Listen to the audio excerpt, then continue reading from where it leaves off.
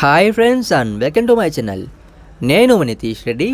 ఈరోజు మనం కోల్కతా నగరంలో జరుగుతున్న ఎలక్ట్రిక్ వెహికల్స్ ఎక్స్పోలో అయితే ఉన్నాము.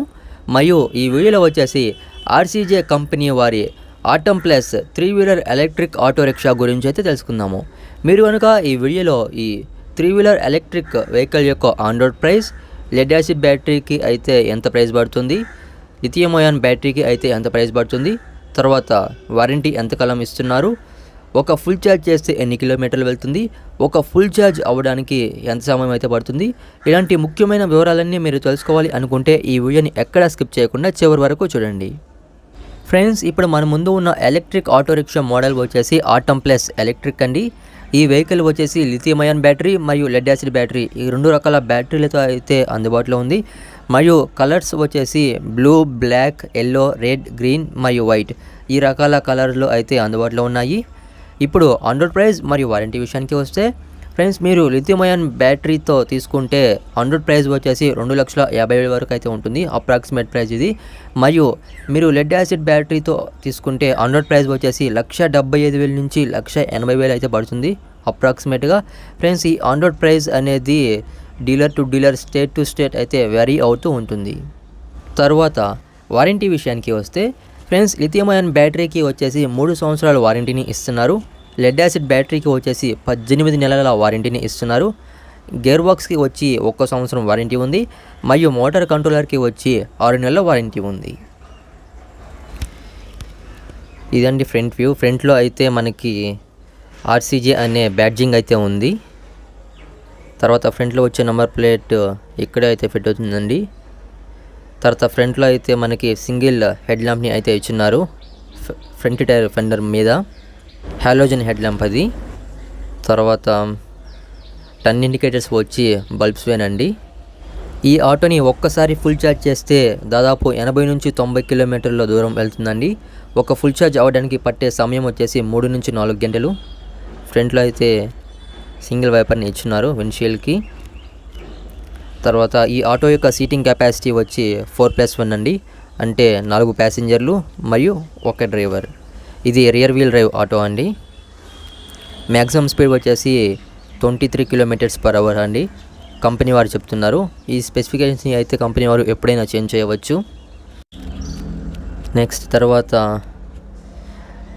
ప్యాసింజర్స్ పట్టుకునేందుకు హోల్డర్స్ను కూడా ఇచ్చున్నారండి, both left and right sides, ఎడ్జ్లో కూర్చున్న వాళ్ళకి. తర్వాత డ్రైవర్ సీట్ అండి ఇది. లెఫ్ట్ సైడ్లో అయితే బాటిల్ హోల్డర్ని ఇచ్చున్నారు. ఇది డ్రైవర్ సీటు. వెనకాల 2 ప్యాసింజర్ల సీట్లు అయితే ఉన్నాయి. ఇప్పుడైతే ఈ ఇంటీరియర్ని చూద్దాము. హ్యాండిల్ బార్కి మిడిల్లో వచ్చేసి అనలాగ్ స్పీడోమీటర్ ఉంది, అందులోనే ఓడోమీటర్ కూడా ఉందండి. ఇక్కడ టాప్ స్పీడ్ వచ్చేసి 80 వరకు అయితే ఉంది. కంపెనీ వారు చెప్పిన మ్యాక్సిమం స్పీడ్ వచ్చేసి 23 అండి. ఈ స్పెసిఫికేషన్స్ని ఎప్పుడైనా చేంజ్ చేయవచ్చు అని చెప్పారు. లెఫ్ట్ సైడ్లో అయితే మనకి టర్న్ ఇండికేటర్స్ బటన్, ఇంకా dim and deep light controls అయితే ఉన్నాయి. తర్వాత రైట్ సైడ్లో ఉన్నవి అయితే చూద్దాం ఇప్పుడు. ఇది వచ్చేసి వైపర్ అండి, వైపర్ ఆన్ ఆఫ్. నెక్స్ట్ ఇవి పార్కింగ్ లైట్స్ ఆన్ ఆఫ్. తర్వాత హార్న్ స్విచ్, ఇది బటను. నెక్స్ట్ ఇది వచ్చేసి F అంటే ఫార్వర్డు, R అంటే రివర్స్ అండి, ముందుకి వెనక్కి వెళ్ళేదానికి. నెక్స్ట్ నార్మల్ ఇది యాక్సిలరేటరే. నెక్స్ట్ ఇంటీరియర్ ఇది గ్లో బాక్స్ టైప్ అండి, ఇది లాక్ కూడా ఉంది.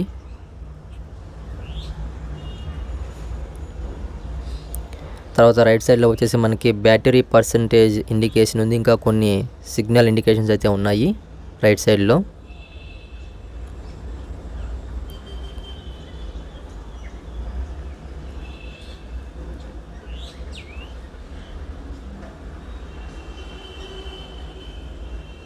తర్వాత కీ వచ్చేసి లెఫ్ట్ సైడ్లో అయితే ఉంటుందండి, కీ ఇది.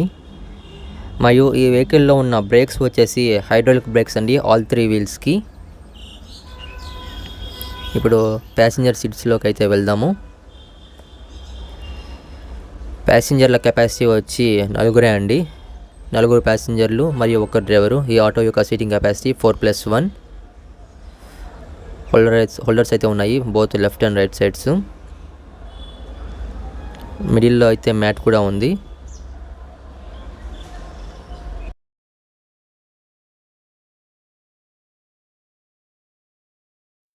రియర్ వ్యూ అయితే ఇదండి.